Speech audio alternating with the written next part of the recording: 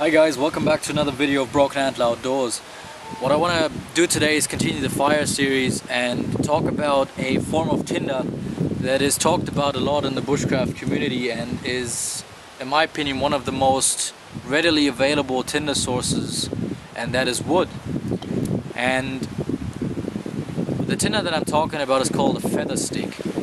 Now, a feather stick is made out of wood, out of just a piece of wood. Now, in my opinion, the best wood to use would be wood that is split, and it's split in quarters, because then you get sharp edges. You get 3 sharp edges, 2 on the sides and 1 in the center, which is a very good starting point to create an effective feather stick. And because it is so readily available, you don't have to rely on other tinder sources, such as birch bark or bird's nests or some sort of tinder fungus, like horseshoe fungus. Wood is pretty much everywhere, and the good thing is, even if it's wet, if you find the right kind of wood, the center will always be dry, and you can go back to the video of finding good fuel and finding good kindling, and you know what I'm talking about. So what you want to do is, you have this split in four quarters, and probably the best would be use the center, because that is the driest. Okay, and you're gonna need a knife for this. I'm gonna use my Feldneven F1. Now, there's a difference in knife grinds of how effective you can do this. Now, the best grind for this would be a Scandi grind or Scandinavian grind. The convex grind, this knife is convex grind as well, is also very good, and then it goes down in quality or in effectiveness, but with experience and the right technique, you can use every knife to create a good feather stick. Now, how you would go about doing this is, you would find a surface that is stable, and you put the piece of wood on it, and then you just want to, at a very shallow angle, you want to go down this piece of wood, and you want to create shavings that actually curl up as they go down, and you want to leave them at the bottom. Okay, and I'll just see if I can give you guys a demonstration of what I mean. You just go down, and sometimes, especially in the beginning, if you have a new piece of wood, you don't know how it behaves, you end up cutting off some of the curls, like I did now. But you want to go down this, and you want to curl up the wood as best as possible, as thin as possible, to create a structure that will take a spark. You don't have to go down all the way, because the longer you go, obviously the curlier it's going to be, but the harder it's going to get. And I'm going to show you what I usually do once I get a good bundle together. And you can also use your thumb for support to give you more control when you push down. But you want to make sure that you get very, very fine shavings. Just hold your knife very shallow, and you're gonna get a feel for this eventually.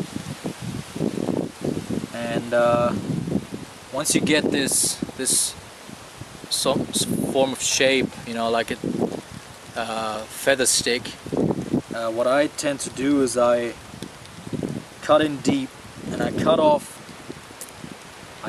the curls from the piece of wood, and I set that aside.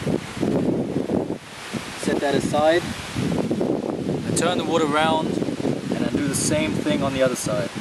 Okay? Go down, nice and slow. You know, keep the angle right on your knife. And make sure to utilize those sharp edges that you have on this piece of wood.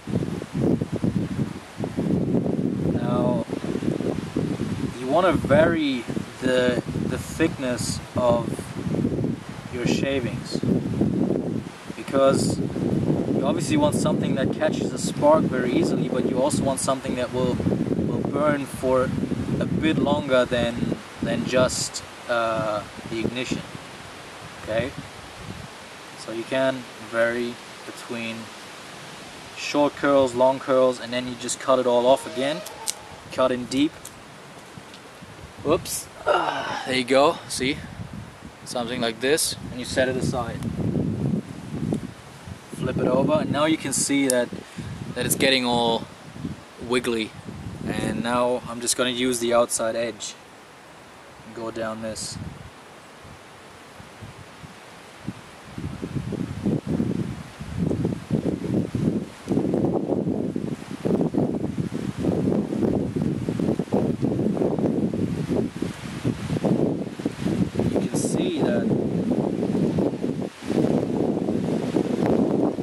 Sometimes you get better results with the outside edge.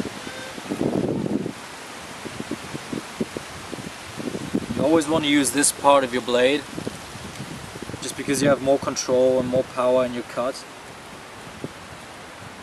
You vary, keeping the sharp edges. And I'll give it a few bigger ones and go small again.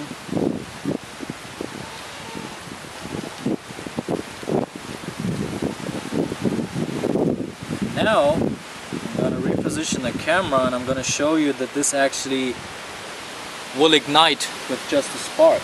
Okay, get the camera over here. Let's see if I can position this so you can see what I mean.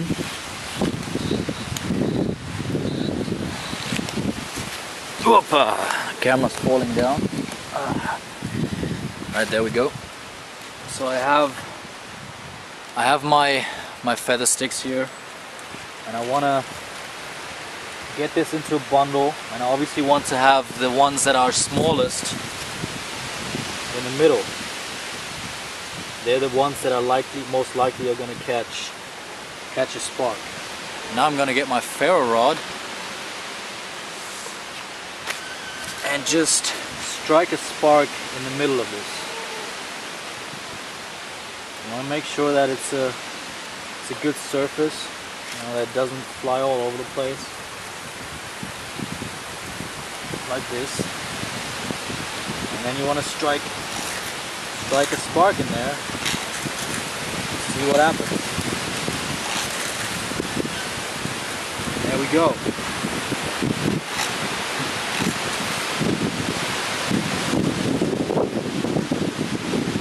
That is